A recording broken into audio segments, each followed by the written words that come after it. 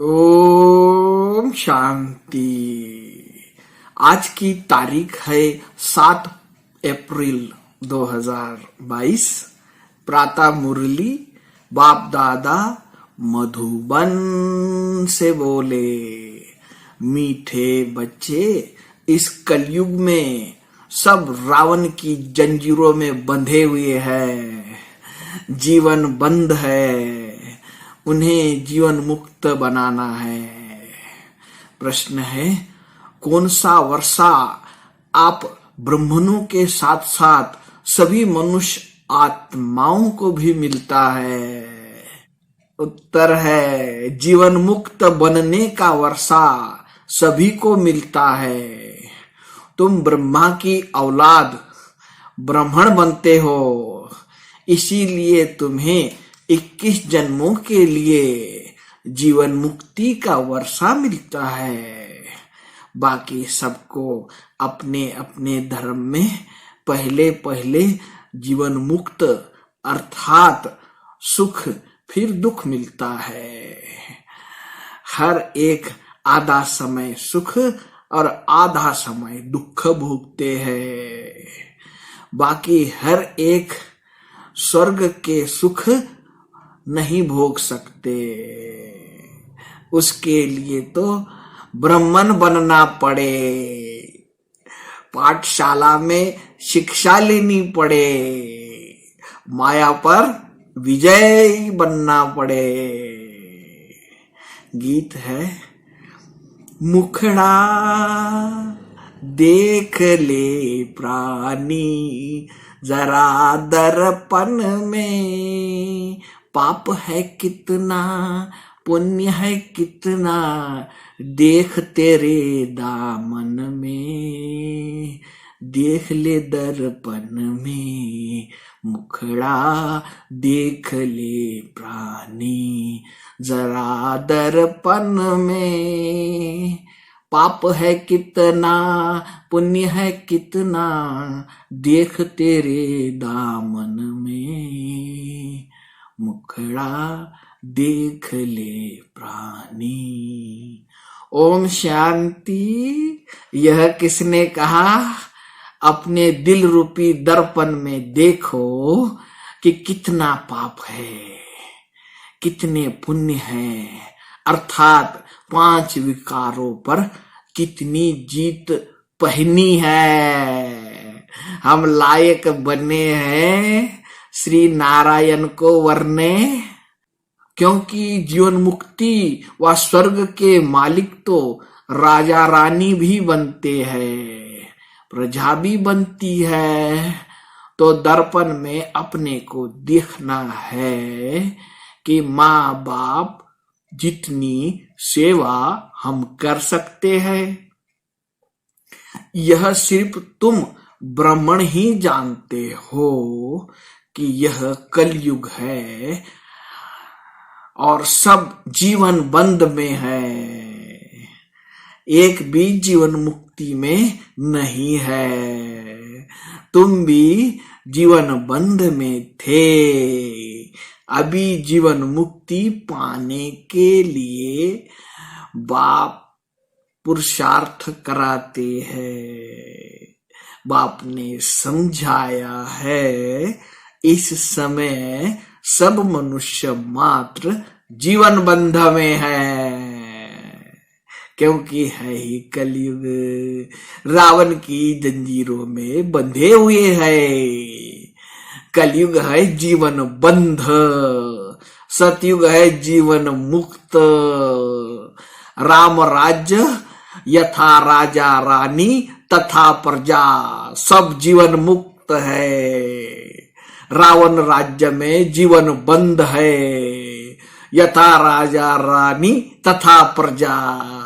इस समय सब मनुष्य मात्र जीवन बंध में है, तमो प्रधान दुखी है। अब सतो प्रधान में जाना है, सतो प्रधान शुरू होता है सतयुग में।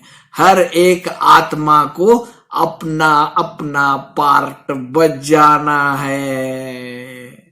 आत्मा अपने अपने धर्म में जब आती है शांति धाम से, तो पहले पहले जीवन मुक्त है। सतयुग त्रेता में किसी को जीवन बंध नहीं कहेंगे, क्योंकि रावण राज्य ही नहीं है। कलयुग में रावण राज्य है, सारी पृथ्वी पर जीवन बंध राज्य है। आदि सनातन देवी देवता धर्म का पहला नंबर जो है वह भी जीवन बंध में है। अब जीवन मुक्त बन रहा है। जीवन मुक्त का अर्थ यह नहीं कि सभी सतयुग त्रेता में आ जाएंगे, नहीं। रावण के दुखों से छुड़ाना उसको ही जीवन मुक्त कहा जाता है। मनुष्य मनुष्यों को मुक्ति व जीवन मुक्ति दे नहीं सकते। मुक्ति अर्थात निर्वाण धाम में सबको बाप ही ले जाते हैं। पहले सब मुक्ति में जाएंगे, फिर जीवन मुक्ति में नंबरवार धर्म अनुसार आएंगे। ऐसे नहीं कि सतयुग में नहीं आते तो जीवन मुक्त नहीं कहला सकते। पहले पहले जो भी आते हैं अपने धर्म में वो जीवन मुक्त में है। आत्मा को पहले सतो प्रधान बनना है, फिर सतो रजो तमो में आना है। हर चीज नई से पुरानी होती है, पुरानी से फिर नई बनती है। इस समय साधु संत आदि सब जीवन बंध में है ही कलयुग। जब तक बाप न आए उनको बाबा कहा जाता है। फिर महाकाल कहो या कोई भी नाम रखो, असुल नाम है शिव बाबा। बाबा बाबा कहते ही रहते हैं, गॉड फादर परमपिता परमात्मा कहते हैं। बाप समझाते हैं, मैं आकर बच्चों को मुक्ति जीवन मुक्ति दोनों ही देता हूँ। पहले पहले जो भी आएंगे जरूर सुख में आएंगे, फिर पीछे दुख में आना है। मुक्ति के बाद जीवन मुक्ति आती है, फिर पहले है जीवन बंध। पहले पहले जरूर सुख में आना है। बाप सभी को सुख का वर्षा देते हैं। ईश्वर जो राज भाग देते हैं उनको सर्वव्यापी कह दिया है। यह अपने को चमाट मारी है, तब यह हाल हुआ है। शास्त्रों में दिखाया है कि भगवान कहते हैं कि मैं सर्वव्यापी हूँ, परंतु भगवान खुद कहते हैं मैं कोई तुम्हारे जैसा थोड़े ही हूँ जो अपने को चमाट मारूंगा। क्या मैं कुत्ते बिल्ली में हूँ? बाप कहते हैं तुमने मेरी गलानी की है, यह भी ड्रामा है, फिर भी ऐसे होगा। अच्छा, मीठे मीठे सिकील दे बच्चों प्रति मात पिता बाप दादा का याद प्यार और गुड मॉर्निंग। रूहानी बाप की रूहानी बच्चों को नमस्ते। हम रूहानी बच्चों की रूहानी बाप दादा को याद प्यार गुड मॉर्निंग और नमस्ते। धारणा के लिए मुख्य सार। पहली पॉइंट है, कोई भी उल्टी चलन नहीं चलनी है, अच्छे गुण धारण करने हैं, माता पिता को फॉलो करना है।